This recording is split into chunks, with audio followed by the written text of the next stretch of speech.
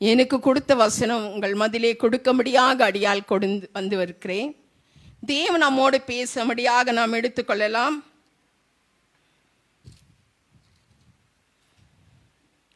யோவான் 12ஆம் அதிகாரம் 26வது வசனம்.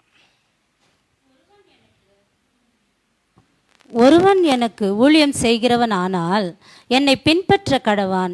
நான் எங்கே இருக்கிறேனோ அங்கே என் ஊழியக்காரனும் இருப்பான்.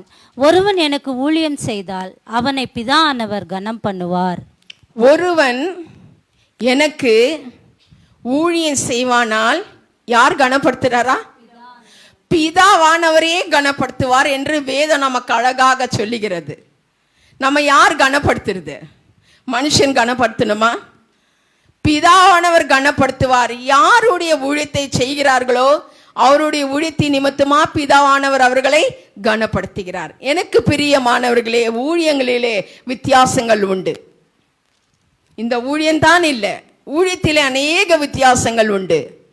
ஜெபம் என்ற ஊழியம் உண்டு, வசனத்தை போதிக்கிற ஊழியங்கள் உண்டு, கொடுக்கிற ஊழியங்கள் உண்டு, சபை சுத்தப்படுத்துகிற ஊழியங்கள் உண்டு, ஆத்துமாக்களை ஆதாய செய்கிற ஊழியங்கள் உண்டு, தெருக்கள் மதிலே போய் டாக்ஸ் கொடுக்கிற ஊழியங்கள் உண்டு, சிறைச்சாலை மதிலே செய்கிற ஊழியங்கள் உண்டு, பலவீனங்கள் மதிலே ஹாஸ்பிட்டல் மதிலே செய்கிற ஊழியங்கள் உண்டு. அநேக ஊழியங்கள் தேவன் நமக்கு கொடுக்கப்பட்டு இருக்கிறது. ஒருத்தருக்கு இந்த ஊழியம் என்ற ஆண்டவர் குறித்தா அந்த ஊழியம் அவர்கள் தான் செய்ய வேண்டும். ஊழியத்தில் வித்தியாசம் உண்டு. வெறும் போதகர் தான் ஊழியன் இல்லை, யாருக்கு என்னென்ன ஊழியம் இருக்கிறதோ அத்தனை ஊழியர்களை அவர் நிறைவேற்றுகளாக இருக்கிறாங்க. ரொம்ப பேருக்கு சபையை சுத்தப்படுத்த ஊழியத்தை ஆண்டவர் கொடுத்திருக்கிறார். ரொம்ப பேர் ஆத்துமா ஆதாயம் செய்ய முடியாத ஊழியங்களை ஆண்டவர் கொடுத்திருக்கிறார். ஆனா நமக்கு பேர் வரணும், நமக்கு புகழ் வரணும், நமக்கு கனம் வரணும், நான் ஊழியம் செய்யறோம். பிதாவானவர் நம்மை கனப்படுத்துவார். அவர் கொடுக்கப்பட்ட ஊழியத்தை மட்டும் நாம் நிறைவேற்ற வேண்டும். துதி கன மகிமையெல்லாம் அவருக்கு உரியது. மனுஷன் எதை குறித்தும் மேன்மை பாராட்ட முடியாது. கர்த்தர் கொண்டு தான் மகிமை. இந்த இடத்துல வசனம் சொல்லுகிறது, ஒருவன் எனக்கு ஊழியம் செய்வானானால் பிதாவானவர் அவரை கனப்படுத்துவார். ஊழியம் என்பது சாதாரண காரியம் அல்ல. ஆத்துமா ஆதாயம் பண்றது சாதாரண காரியம் அல்ல. வசனத்தை போதிக்கிறது சாதாரண காரியம் அல்ல. ஒரு துன்மார்க்கனுக்கு வசனத்தை போய் சிறைச்சாலையில சொல்வது சாதாரண காரியம் அல்ல. எல்லாத்துக்கும் போராட்டம் உண்டுங்க, எல்லாத்துக்கும் பிரச்சனை உண்டு. சாதாரணமா எந்த மனுஷனும் ஊழியம் செய்ய முடியாது. அந்த ஊழியத்துக்கு முன்பாக அநேக பாடுகள் இருக்கத்தான் செய்யுது. ஊழியத்துக்கு முன்பாக அநேக நமக்கு நெருக்கடிகள் வரத்தான் செய்யுது. அதற்கு மத்தியில தான் நம்ம என்ன பண்ணோம்? ஊழியத்தை செய்கிறவளாக இருக்கணும். கர்த்தர் எனக்கு எதற்கு என்னை அழைத்தாரோ அதுல நான் உண்மை உள்ளவளாக இருக்கணும். எந்த ஊழிய ஆண்டவர் எனக்கு கொடுத்தாரோ அதற்கு உண்மையா நான் இருக்க வேண்டும். மனுஷன் பார்க்கிற வண்ணமாக அல்ல. நான் அது அடிக்கடி சொல்லுவேன், மனுஷன் நம்ம தூக்கி பேசினா யாரை நம்பாதீங்க. மனுஷர் யாரை நம்ம தூக்கி பேச கூடாது. நமக்கு நாம் ஊழியம் செய்வனால் பிதாவானவர் நம்மை கனப்படுத்துவார். நம்முடைய ஊழியனுக்கு எப்படி இருக்கிறது நம் மனசாட்சிக்கு தெரியும். இன்னைக்கு எனக்கு கொடுக்கப்பட்ட ஊழியத்திலே நான் எப்படி உண்மையா இருக்கிறேன்? ஊழியத்தை உண்மையா செய்யறேனா இல்ல மனுஷன் பார்க்கிற வண்ணமாக நான் ஊழியத்தை செய்யறேனா? பிதாவானவர் எல்லாவற்றையும் பார்த்து கொண்டு இருக்கிறார். ஒருவனுக்கு ஒரு ஊழியம் கொடுத்தால் அந்த ஊழியம் எப்படி இருக்கிறது ஆண்டவர் எல்லாவற்றையும் பார்த்து கொண்டு இருக்கிறார். ஊழியம் என்பது சாதாரண காரியம் அல்ல. வசனம் சொல்லுங்க, ஒருவன் எனக்கு ஊழியம் செய்வானால் என் பிதாவானவர் அவனை கனப்படுத்துவான். எத்தனை பெரிய பாக்கியம்! யாருக்குமே இல்லாத ஒரு பாக்கியத்தை அவருடைய ஊழியக்காரர பிள்ளைகளுக்கு ஆண்டவர் கொடுக்கிற தேவனாயிருக்கிறார். பிதாவே அவர்களை கனப்படுத்துவார். அவர் கனப்படுத்தினா அது கனம் எப்படி இருக்கும் யோசித்து பாருங்க. ஒரு மனுஷன் நம்ம கனப்படுத்தினா அது போயிடும். ஆனா பிதாவானவர் நம்மை கனப்படுத்தினால் அந்த ஊழியமானது பெருக செய்யும். தேவன் எனக்கு கொடுக்கப்பட்ட ஊழியம் ஒருவருக்கு சொல்லலாம், ஆண்டவர் எனக்கு கொடுத்திருக்கிறார் ஜெப ஊழியம், ஆண்டவர் எனக்கு கொடுத்திருக்கிறார் ஊழிய பாரியங்கள். நாம் சொல்லிக்கொண்டே போகலாம். முதலாவது ஆண்டவர் எந்த ஊழியத்தை கனப்படுத்துகிறார் என்று பார்க்கும்போது அப்போஸ்தலர் 6ஆம் அதிகாரம் 4வது வசனம். நாங்களோ ஜெபம் பண்ணுவதிலும் தேவ வசனத்தை போதிக்கிற ஊழியத்திலும் இடைவிடாமல் தரித்திருப்போம் என்றார்கள். இதுலயுமா ஜெபம் செய்யறதுலயோ வேத வசனத்தை போதிக்கிறதிலும் நாம் எப்படியா இருக்கணுமா? எப்படி இருக்கணும்? இடைவிடாமல் தரித்திருக்கணும். நமக்கு கொடுக்கப்பட்ட ஊழியம். இன்னைக்கு எத்தனை பேர் சொல்லலாம், ஆண்டவர் எனக்கு ஜெப ஊழியத்தை கொடுத்திருக்கிறார்னு? யார் சொல்ல முடியும்? எவ்வளவு பேர் ஜெபிக்கிறவங்க வீராங்கனையா இருக்கிறீங்க. உங்களுக்கு தான் ஆண்டவர் ஜெப ஊழியத்தை கொடுத்திருக்கிறார். வசனத்தை போதிக்க உங்களுக்கு தான் ஆண்டவர் கொடுத்திருக்கிறாரு. தைரியமா கை தூக்குங்க. ஆண்டவருக்கு முன்பாக எனக்கு கொடுக்கப்பட்ட ஊழியம் தைரியமா கை தூக்கணும். ஒரு மனுஷன் முன்பாக எவ்வளவு பேசுறோம் நம்ம. கர்த்தருக்கு முன்பாக ஏன் மௌனமா இருக்கணும்? ஆண்டவர் எனக்கு இந்த ஜெப ஊழியத்தை கொடுத்திருக்கிறார். நான் கர்த்தருக்கு நன்றி சொல்றேன். ரொம்ப முறை ஆண்டவர்கிட்ட நான் கேட்குவேன், ஆண்டவர் ரொம்ப அழகா பாடுறாங்க, ரொம்ப அழகா ஆராதிக்கிறாங்க, எனக்கு நல்ல பாடல் வேணும். ஆண்டவர் ஒரு நாள் சொன்னார், உனக்கு கொடுத்த ஊழியம் ஜெப ஊழியம், நீ ஜெபத்தை தான் செய்யணும். ஜெப ஊழியம் எனக்கு கொடுத்தா அந்த ஜெப ஊழியத்தை தான் நான் செய்யணும். ஆண்டவர் எனக்கு அந்த ஊழியத்தை கொடுத்திருக்கிறார். ஜெப ஊழியத்தை தான் இன்றைக்கு கூட நான் செய்து வருகிறேன். எனக்கு பிரியமானவர்களே, எனக்கு 3 பிள்ளைகள். என்னுடைய கடைசி பிள்ளை ஸ்டீபன் 1.5 வயசு இருக்கும். நான் ஊழியத்துக்கு கடந்து போகும்போது 1.5 வயசு, அவனை தூக்கின்னு தான் ஊழியத்துக்கு போவேன். இப்போ அவனுக்கு 30 வயசு. அவனுக்கு நான் ஊழியத்துக்கு போகும்போது 1.5 வயசு. எங்கே போனாலும் அவனை தூக்கின்னு தான் போவேன் ஊழியத்துக்கு. வீட்டு வேலையே செய்யணும், மாமியார் மாமனார் இருக்கணும், வீட்டையே கவனிக்கணும், ஊழியத்தை செய்யணும். எனக்கு அந்த ஒரு பாரம். ஆண்டவர் எப்படியாவது ஊழியத்தை செய்யணும். சாதாரணமாக காரியமா? வீட்டில் மாமியார் மாமனாரெல்லாம் சும்மா இருப்பாங்களா? அவங்களுக்கு செய்ய வேண்டிய கடமைகளை செய்து, குடும்பத்துக்கு செய்ய வேண்டிய காரியங்களை செய்து, பிள்ளையை எடுத்துக்கொண்டு 2 பசங்க ஸ்கூலுக்கு போவாங்க, அவங்களுக்கு எல்லாத்தையும் செய்துட்டு ஸ்டீஃபனை கையில் தூக்கின்னு ஊழியத்துக்காக கடந்து போவேன். ஊழியம் என்பது சாதாரணமான காரியம் அல்ல. ஊழியம் என்பது ஏதோ வந்த ஊழியம் செய்தில்லை, பாடுகள் மத்தியிலே தான் நாம் ஊழியம் செய்ய வேண்டும். அன்னைக்கு பாடுகள் அதிகமா இருந்துச்சு. பிள்ளையை எடுத்துக்கொண்டு ஊழியத்தை செய்து வரும்போது ஜெபம் பண்ணினே வரணும். மாமியார் என்ன சொல்லிடுவாங்களோ, லேட் ஆயிடுச்சோ, கரெக்டாக 5 மணி காஃபி டைமுக்கு வந்துடணும். ஊழியம் என்பது சாதாரண காரியம் அல்ல. அந்த நாட்களை நான் எண்ணி பார்க்கும்போது, இந்த பிரசங்கத்தை நைட்டு நான் இந்த பிரசங்கத்தை தியானிக்கும் போது என்னோட வாழ்க்கையை நான் திரும்பி பார்த்தேன். ஆண்டவரே, எத்தனை கடினமான காரியங்களில் நான் ஊழியம் செய்தேன். பிள்ளை தூக்கி கொண்டு 1.5 வயசு குழந்தை தூக்கி கொண்டு ஊழியத்துக்கு போயிட்டு வரும்போது ஒரு பயத்தோடு வருவேன். எங்கே லேட் ஆயிடுச்சோ, 5 மணி ஆயிடுச்சேன்னா காஃபி கொடுக்குற நேரம், அந்த பயத்தோடு வருவேன். நெருக்கடிகள் அதிகமா இருந்தது, பாடுகள் அதிகமா இருந்தது. ஆனா சோர்ந்து போகாதபடி நிற்கத்தக்க ஆண்டவர் இந்த நாளிலே உங்கள் மத்தியிலே என்னை சாட்சியாக வைத்திருக்கிறார். பாடுகள் மத்தியிலே செய்த ஊழியங்கள், நெருக்கடிகள் மத்தியிலே செய்த ஊழியங்கள். இன்னைக்கு ஊழியம் என்பது சாதாரணமா காரியமாயிடுச்சு. ஆனா அந்த நாட்களிலே பார்க்கும்போது ஊழியம் என்பது பயங்கரமான ஒரு நாட்களுக்குள்ளாக கடந்து வந்த நாட்கள். யோசித்து பாருங்க, எப்படியாவது ஆண்டோடைய வசனத்தை போதிக்கணும், ஆண்டோட வசனத்தை எடுத்து சொல்லணும். அந்த ஒரு பாரம் எனக்கு. ஊழியத்துக்கு யார் தெரியுமா போவாங்க? எங்க கூட இன்னும் 4 சகோதரிங்க, என்னுடைய தாயார், என்னுடைய அண்ணி, நாங்கள் தான் ஊழியத்துக்கு போவோம். வேத வசனத்தை நான் எடுத்து வைக்குவேன், ஜெபத்தை எங்கள் அண்ணி நடத்துவாங்க, ப்ரேயர் எங்கள் அம்மா பண்ணுவாங்க. குடும்பமா நாங்கள் ஊழியத்தை செய்த நாட்கள் உண்டு. அதெல்லாம் நான் எண்ணி பார்த்தேன். அந்த நாட்களிலே எவ்வளோ பயங்கரமான காரியங்கள் நடந்தது. ஆண்டவரே, அந்த நாளிலே என்னை ஊழியத்துக்கு அழைச்சிட்டீங்க. நான் சோர்ந்து போல, என்னதான் வந்தாலும் கர்த்தர் என்னோடு இருப்பார் என்ற அந்த தைரியம் எனக்குள் வந்தது. தைரியத்தோடு ஊழியத்தை செய்த. பாடு இருக்குமா? இல்லையா? நிறைய பாடு இருந்துச்சு, நிறைய பிரச்சனை, போராட்டம்.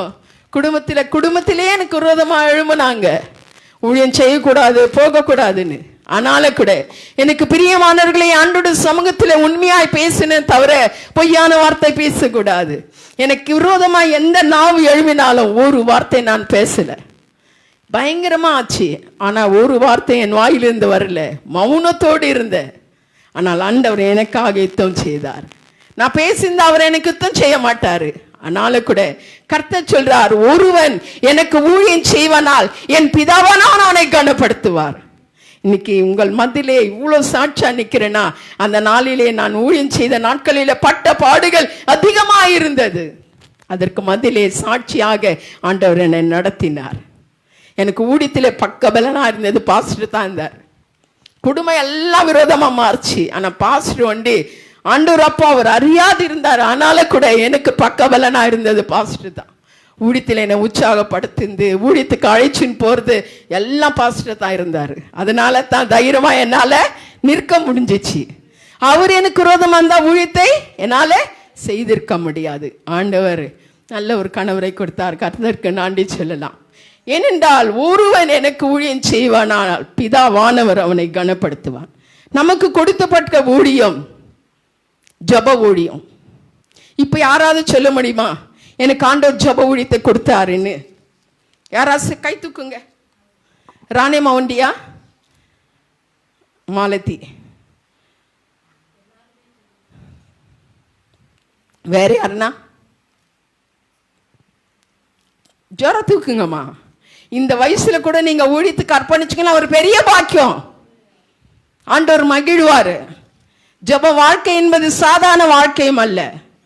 ஜப வாழ்க்கையானது கடைசி பிறந்து நம்மோடு நிலைத்திருக்கிற ஜப வாழ்க்கையாய் காணப்படுகிறது.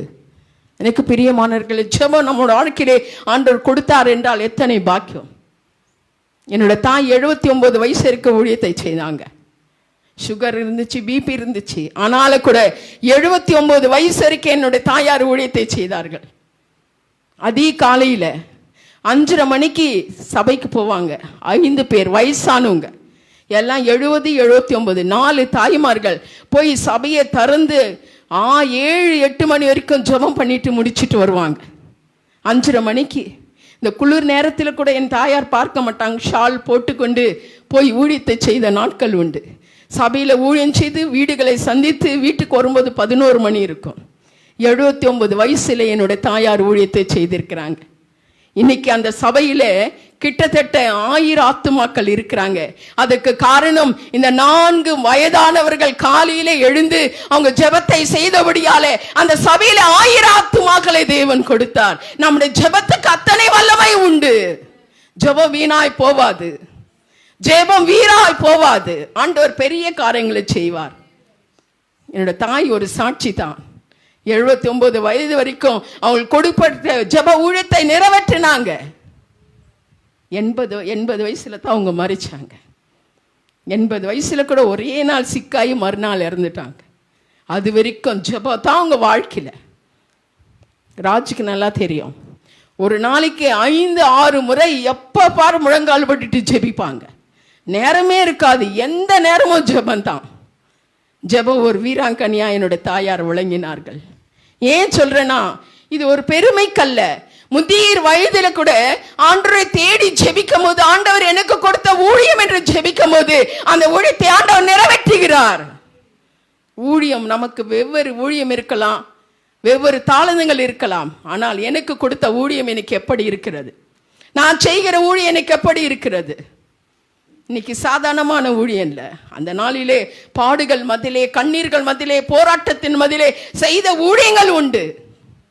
என்னுடைய தாய் அதுக்கு சாட்சியாக நின்றார்கள். எனக்கு பிரியமானவர்களே, ஜெப வாழ்க்கை நமக்கு ஆண்டவர் கொடுத்திருக்கிறார். போதிக்கும்படியாக, எனக்கு வசனத்தை எடுத்து உரைக்கும்படியாக ஆண்டவர் நமக்கு கொடுத்திருக்கிறார். எனக்கு கொடுக்கப்பட்ட ஊழியத்திலே நான் உண்மையா இருக்கணும். மற்றவங்க மனுஷர் பேசுற ஒண்ணமாக இல்லை, எனக்கும் ஆண்டவருக்கு தெரியும் நான் எனக்கு கொடுக்கப்பட்ட ஊழியம் எனக்கு எப்படி இருக்கிறது. ஒருவன் எனக்கு ஊழியம் செய்வனால் பிதாவானவரே அவனை கனப்படுத்துவார். ஆண்டவர் நமக்கு ஒரு ஊழியத்தை கொடுத்திருக்கிறார். அந்த ஊழியத்தில் நான் உண்மையா இருக்கலாம். இன்னைக்கு இங்க உட்கார்ந்து இருக்க அநேகருக்கு ஊழியத்தை கொடு, ரொம்ப பேர் அதை மறந்துடுறீங்க. உங்களுக்கு கொடுக்கப்பட்ட ஊழியத்தை மறந்துடுறீங்க. நமக்கு கொடுக்கப்பட்ட ஊழியத்தை ஒவ்வொரு நாம் நினைக்கணும். ஆண்டவரே, எனக்கு இந்த ஊழியத்தை நீ கொடுத்திருக்கிறீங்க, இந்த ஊழியத்திலே நான் உண்மையா இருக்கணும். நமக்கு பாடுகள் வர செய்யும், போராட்டம் வர செய்யும், பிரச்சனை வர செய்யும். ஆனால் அதற்கு மத்தியிலே நம்ம சாட்சியா நிற்கணும். அது தாங்க உண்மையான ஊழியம். 2வது ஒரு ஊழியத்தை பார்க்கலாம். லூக்கா 6ஆம் அதிகாரம் 38வது வசனம். கொடுங்கள், அப்பொழுது உங்களுக்கு கொடுக்கப்படும். அமுக்கி குலுக்கி சரிந்து விழும்படி நன்றாய் அளந்து உங்கள் மடியிலே போடுவார்கள். நீங்கள் எந்த அளவினால் அளக்கிறீர்களோ அந்த அளவினால் உங்களுக்கு அளக்கப்படும் என்றார். கொடுக்கிறது கூட ஒரு ஊழியமா? வசனம் சொல்லுது, கொடுக்கிறது கூட ஒரு ஊழியம், ஆண்டவருக்கு கொடுக்கிறது கூட ஒரு ஊழியமாய் காணப்படுகிறது. இந்த வசனத்துல வசனம் சொல்லுது, கொடுங்கள் அப்போது உங்களுக்கு கொடுக்கப்படும். எப்படி கொடுப்பாரா? அமுக்கி குலுக்கி சரிந்து விழும்படி.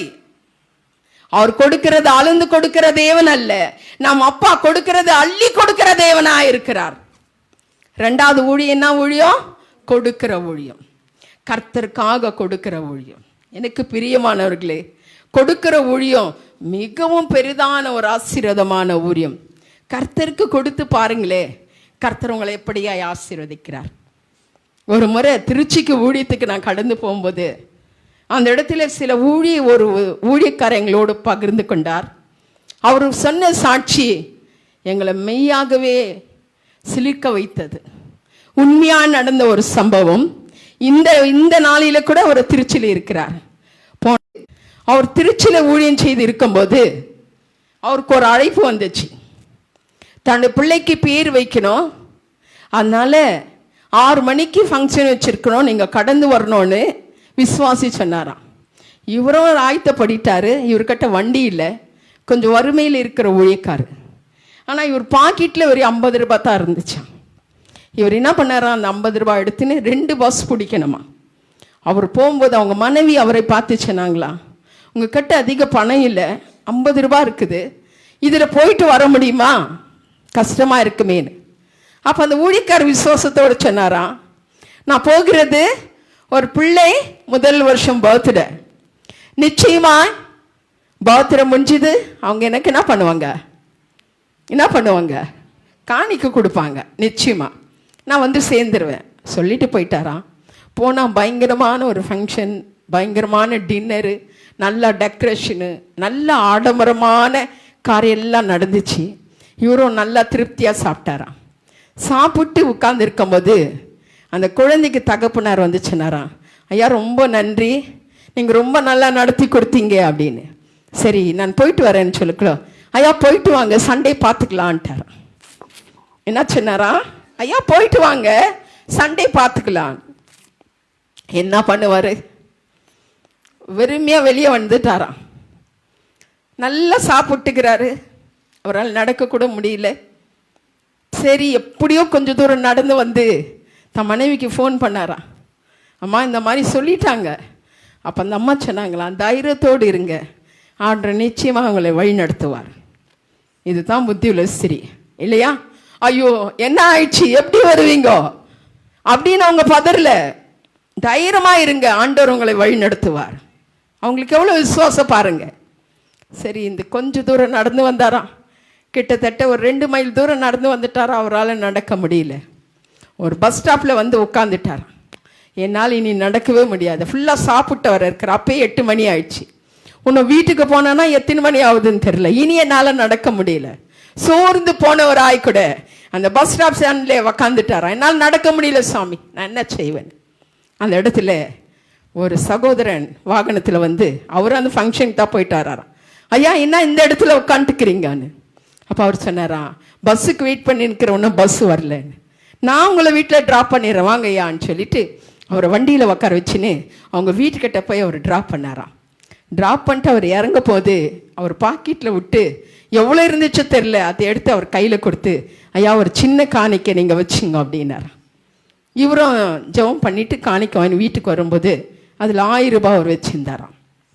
அவர் ரொம்ப பாரத்தோடு ஜெபம் பண்ணார், ஆண்டவரே இந்த காணிக்கை விட அந்த இடத்துலேருந்து இந்த இடத்துக்கு என்னை கொண்டு வந்திரு, நீ எத்தனை பெரிய தெய்வம்ப்பா அப்படியே அவர் நன்றி சொன்னாராம்.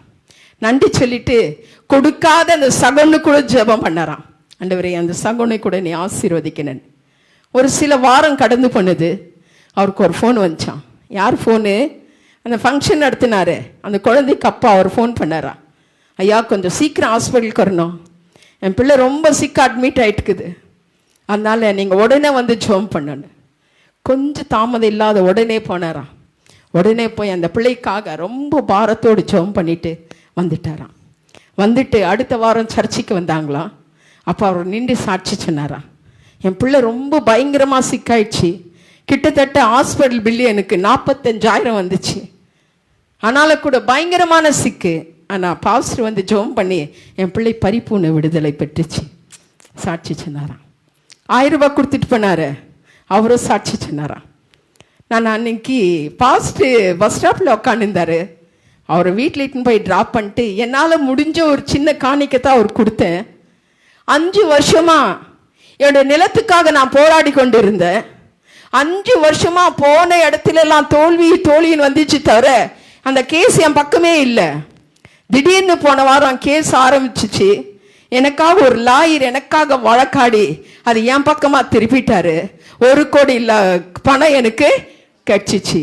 அந்த நிலம் எனக்காக வந்துடுச்சு சொன்னாராம். எனக்கு பிரியமானவர்களே, இல்லாதிருந்து கொடுத்தவனுக்கு 1 கோடி, இருந்து கொடுக்காதவருக்கு 45,000 நஷ்டம். கர்த்தருக்கு பிரியமானவர்களே, கர்த்தருக்கு கொடுத்து பாருங்க, ஆண்டவர் உங்களை உயர்த்துகிற தேவனாய் இருக்கிறார். ஊழியக்காரரை நம்ம கனப்படுத்த வேணும். அற்பமா எண்ணக்கூடாது, அற்பமா எண்ணக்கூடாது. டெக்கரேஷனுக்கு இவ்வளோன்னு வைக்கிறோம், ஃபங்க்ஷனுக்கு இவ்வளோ, சாப்பாட்டுக்கு இவ்வளோ எல்லாம் பண்ணிட்டு நாளைக்கு உனக்கு கொடுக்குறேன்னா சும்மா இருக்குவாங்களா? சாப்பாடு செய்து இறங்கிட்டு நாளைக்கு உனக்கு கொடுக்குறேன் அந்த பணம்னா அவர் விட்டு போயிடுவாரா? எல்லாத்துக்கும் ஒரு தொகையை நாம் எண்ணி வைக்கிறோம். ஆனால் ஊழியக்கார் வருவதுக்கு அற்பமா நாம் எண்ணுகிறோம். ஒருவன் எனக்கு ஊழியம் செய்தால் பிதாவானவனை கனப்படுத்துவான். அவர் கனப்படுத்தல, ஆனா பிதாவானவரே அவரை கனப்படுத்திட்டார். எனக்கு பிரியமானவங்களே, கொடுத்த ஆண்டவருக்காக கொடுத்து பாருங்கள். ஆண்டவர் பல மடங்கு உன்னை உயர்த்துகிற தேவனா இருக்கிறார். ஊழியக்காரரை அற்பமா எண்ணக்கூடாது. நான் லுத்தரன் சபையில 35 வருஷமா இருந்திருக்கிறேன். அந்த இடத்துல ஐயருங்களை கனப்படுத்த நான் பார்த்துருக்கிறேன். ரொம்ப அருமையான கனப்படுத்துவாங்க. முதலாவது ஐயருக்கு தேவை வாண்டியது எல்லாத்தையும் கொடுத்து அவர் முன்னால நின்று கனப்படுத்துவார்கள். ரொம்ப அந்த பழக்கம் எனக்கு வந்துச்சு. எந்த ஊழியக்கார் வந்தாலும் கனப்படுத்த வேண்டும் என்று சொல்லி. எனக்கு பிரியமானவர்களே, நம்ம திருச்சபையில் கூட அநேக சகோதரிங்க, எனக்கு பிரியமான சகோதரிங்க, நீங்கள் கனப்படுத்துறது, ஊழியக்காரர்களை உபதேசிக்கிறது, அது பார்க்கும்போது எத்தனை ஆச்சரியமா இருக்கும். அநேக சகோதரிங்க நம்ம சபையில இருக்கிறாங்க, ஊழியக்காரை கனப்படுத்துறங்க. எனக்கு பிரியமானவர்களே, ஊழியக்காரை கனப்படுத்தினோம். இந்த சிறியவர்களுக்கு நீ எதை செய்தாலும் எனக்கே செய்தீர் என்ற வேதம் சொல்லுகிறது. ஏழை குறித்து அல்ல, இந்த சிறியவர்கள் ஊழியக்காரருக்கு நீங்க எதை செய்தாலும் அது எனக்கே செய்தீர்கள் என்ற வேதம் சொல்லுகிறது. கொடுத்து பாருங்கள், ஆண்டவருக்காக இரட்டிப்பான நன்மை இன்றைக்கே தேடி வரும். கர்த்தர் கொடுக்கணுங்க. நான் தசபாகத்தில் கொடுக்கணும், காணிக்கையில கொடுக்கணும். ஆண்டவருக்கு நாம் எந்த காரியத்திலே ஆண்டவர் நம்மை ஆசீர்வதிக்கிறார் அதெல்லாம் ஆண்டவருக்காக நாம் கொடுக்கணும். நாளைக்கு வா பாஸ்டர் பார்த்துக்கலாம். முதலாவது நம்முடைய ஊழியக்காரரை நாம் கனப்படுத்தணும். இது நாம் தெரிந்து கொள்ளணும். இந்த காலவெளியில ஆண்டவர் உணர்த்துறார் என்றால் ஏதோ ஒரு காரணத்தை கொண்டு அவர் உணர்த்துகிற தேவனாய் இருக்கிறார். அதே 26ஆம் அதிகாரம் யாத்திராகம் 25:2. யாத்திராகம் 25ஆம் அதிகாரம் 2வது வசனம். இஸ்ரவேல் புத்திரர் எனக்கு காணிக்கையை கொண்டு வரும்படி அவர்களுக்கு சொல்லு. மனப்பூர்வமாய் உற்சாகத்துடன் கொடுப்பவன் எவனோ அவனிடத்தில் எனக்கு காணிக்கையை வாங்குவீர்களாக. பாருங்க, வேதம் நமக்கு எவ்வளவு அழகா சொல்லுது. இது மனுஷர் கொடுக்கிற வார்த்தை அல்ல, பிதாவானவர் கொடுக்கிற வார்த்தையா இருக்கிறது. நம்ம காணிக்கை எப்படி கொடுக்கணுமா? முழு மனதோடு கூட கொடுக்கலாமா வேணாவா, கொடுக்கலாமா வேணாம் இல்ல, முழு மனதோடு. அன்றே எனக்கு இன்னைக்கு ஒன்னே இல்லை, ஆனால் என் தேவனுக்காக அந்த காணிக்கை நான் கொடுக்கிறேன். நீ கொடுத்த பாரு, ஒன்னை இல்லாத உன் வீட்டிலே தேவன் ஐஸ்வரத்தை கொடுக்கிற தேவனா இருக்கிறார். கர்த்தர் கொடுத்து பாருங்க. ஒண்ணுமே இல்லை, என்கிட்ட இவ்வளவுதான் இருக்குது, இதை நான் ஆண்டவருக்காக கொடுக்கிறேன். நீ கொடுத்து பாரு, ஆண்டவர் 1000 மடங்கு உனக்கு திருப்பி கொடுக்கிற தேவனா இருக்கிறார். ஆண்டவர் கொடுத்தவர்கள் ஒருபோதும் தரித்திரரானதில்லை என்று வேதம் சொல்லுகிறது. அதே மார்க்கு எழுதின சுவிசேஷம் 12ஆம் அதிகாரம் 43 வாசிங்க. அப்பொழுது அவர் தம்முடைய சீசரை அழைத்து, காணிக்கை பெட்டியில் பணம் போட்ட மற்றெல்லாரை பார்க்கிலும் இந்த ஏழை விதவை அதிகமாய் போட்டாள் என்று மெய்யாகவே உங்களுக்கு சொல்லுகிறேன். அது 41மா? இயேசு காணிக்கை பெட்டிக்கு எதிராக உட்கார்ந்து ஜனங்கள் காணிக்கை பெட்டியில் பணம் போடுகிறதை பார்த்து கொண்டிருந்தார். ஐஸ்வர்யவான்கள் அநேகர் அதிகமாய் போட்டார்கள். அதே 42. ஏழையான ஒரு விதவை வந்து ஒரு துட்டுக்கு சரியான 2 காசை போட்டாள். எனக்கு பிரியமானவர்களே, காணிக்க போடும்போது யார் பார்த்துங்கிறதா? ஏசப்பாவே பார்த்துன்னு இருக்கிறாரு. இன்னைக்கு காணிக்க பையில நீங்க போடும்போது யார் பார்த்தாங்களே இல்ல, ஆனா ஏசப்பா பார்க்கிறாரு. நீ காணிக்க போடுவதே கர்த்தரே பார்த்து கொண்டிருந்தார். யார் என்ன முழு மனதோடு போட்டீங்க, எப்படி போட்டீங்க, எந்த அளவின் படி போட்டீங்க என்று அன்றாக இயேசு கிறிஸ்து நீங்க போடுகிற ஒவ்வொரு காணிக்கை அவர் பார்த்து கொண்டு இருக்கிறார். இன்னைக்கு கையிலேருந்து மறைச்சு நாங்க பையில போடுறோம். எனக்கு உனக்கு தெரியுமா, பக்கத்தில் இருக்கிறவங்களுக்கு தெரியுமா நீ எவ்வளவு காணிக்கப்பட்ட? ஆனால் ஆண்டவர் சொல்றார், காணிக்க போடுகிறதை இயேசு பக்கத்தில் இருந்தே பார்த்து கொண்டு இருந்தார். அப்போ ஐஸ்வரவான்கள் அதிகமா போட்டாங்க, அதையும் பார்த்தாரு. அந்த ஏழை விதவை 2 பைசா போட்டா, அதையும் ஆண்டவர் பார்த்தாரு. என்ன சொல்றாரு? யார் பாக்கியவதி? அந்த 2 காசு போட்டவள். உள்ளத்தில் ஆழத்திலிருந்து தன் வறுமையில் இருந்து, ஆண்டவரே வேறு எதுவும் என்கிட்ட இல்ல, வேற எதையும் என்கிட்ட 2 தேவன் ஏற்றுக்கொண்டார். நீ கொடுக்கிறது பெருசல்ல, உன் உள்ள எப்படியா இருக்கிறது என்று அவர் அளந்து பார்க்கிற தேவனா இருக்கிறார். ஐஸ்வரவான்கள் நீ நல்லா கோல்டு போடலாம், ரிங்க போடலாம், ஆனாலும் கூட உள்ளான இருதயத்தை பார்க்கிற தேவன் நம்முடைய கர்த்தராய் இருக்கிறார். காணிக்கப்பட்ட பகுதியிலே அவர் நின்று கொண்டிருந்தார், யார் எப்படி போட்டார்கள் என்று. எனக்கு பிரியமானவர்களே, நம் காணிக்க போடுகிறதை கூட அவர் பார்க்கிற தேவனாயிருக்கிறார். ஆண்டவருக்கு போடுகிறது, கொடுக்கிறது எல்லாம் பார்க்கிற தேவன் அவராயிருக்கிறார். விதவையானவள் அந்த 2 காசை போட்டாலே அது தான் ஆண்டவருடைய பார்வைக்கு பிரியமானதாய் காணப்பட்டது. எனக்கு பிரியமானவர்களே, இருந்து கொடுக்காத நிலைமை என்ன ஆச்சு? 45,000 நஷ்டம். ஆனா என்கிட்ட இல்லாத நிலையிலே நான் 1000 ரூபாய் கொடுத்தேன்னு சொன்ன சகோனுக்கு 1 கோடி ஆசீர்வாதம். எனக்கு பிரியமானவர்களே, நீ கொடுப்பது பெருசல்ல, உன் உள்ளான இருதயம் எப்படி இருக்கிறதோ ஆண்டவர் பார்க்கிற தேவனா இருக்கிறார். காணிக்கப்பட்டி பார்க்கிற தேவன், நீ போடுகிறதை பார்க்கிற தேவன், உன் உள்ளத்தை ஆராய்ந்து அறிந்த தேவனா இருக்கிறார். நாம் கொடுக்கும்போது எப்படியா கொடுக்கணும்? உள்ளான மனதோடு கூட, உள்ளான மனதோடு. ஆண்டவரே என்கிட்ட இவ்வளவுதான் இருக்குது, உங்ககிட்ட 10 ரூபாய் இருக்குன்னு அது கூட ஆண்டவர் அறிஞ்சிருக்கிறார், உங்ககிட்ட 100 ரூபாய் இருக்குன்னு அது கூட ஆண்டவர் அறிஞ்சிருக்கிறார். ஆனா நீ போடுகிற விதம் எப்படியா இருக்கிறது? நம்ம யாரும் பார்க்கணும். கொடுக்கிறது கூட ஆண்டவருக்கு ஊழியமாய் காணப்படுகிறது. 3வது ஒரு வசனத்தை வாசிக்கலாம்.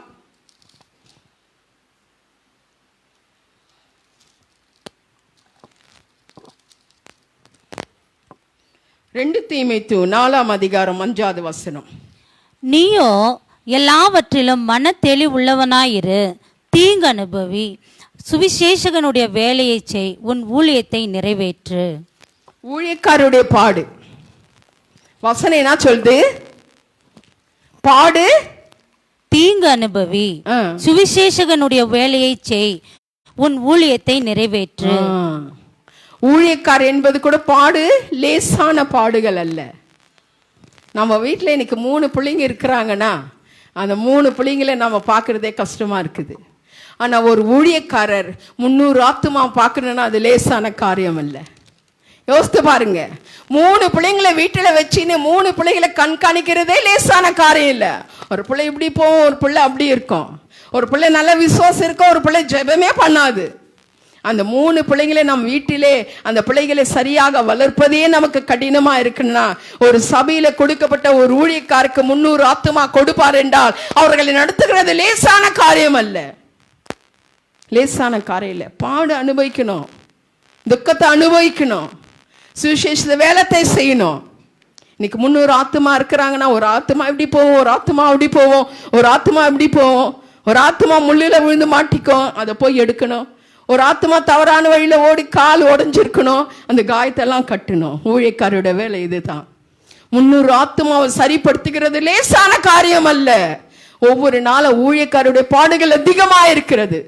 நீங்க நினைக்கலாம் விசுவாசிகளுக்கு தான் பாடுன்னு. எனக்கு பிரியமானவர்களே, விசுவாசிகளை விட ஊழியக்காரர்களுக்கு தான் அதிக பாடுகள் இருக்க செய்கிறது. பொல்லாத நாட்களா இருக்கிறது, ஊழியக்காரோட பாடுகள் அதிகமா இருக்கிறது. 300 ஆத்துமாக்கு பதில் சொல்லனா லேசான காரியம் அல்ல. அவங்க கேட்குற கேள்விக்கு பதில் சொல்லணும், சரியான வழியில் நடத்தணும். எந்த ஆத்துமா தவறி போனாலும் அவர்களை சரியான வழியில் நாம் நடத்தணும். இதுதான் ஊழியக்காரருடைய பொறுப்பு. அப்ப ஒவ்வொரு நாளும் ஊழியக்காரருடைய பொறுப்பு அதிகமா இருக்கிறது. தீமோத்தேயு பவுல் ரொம்ப அழகா அந்த இடத்துல சொல்லி இருக்கிறாரு. ஒரு ஊழியக்காரருடைய காரம் எப்படி இருக்கும் என்று சொல்லி. எனக்கு பிரியமானவர்களே, இதற்கு மத்தியிலே தான் ஊழியத்தை நாம் செய்ய வேண்டும். ஆண்டோட நாமத்தை இதற்கு மத்தியிலே தான் நாம் ஊழியத்தை நிறைவேற்ற வேண்டும்.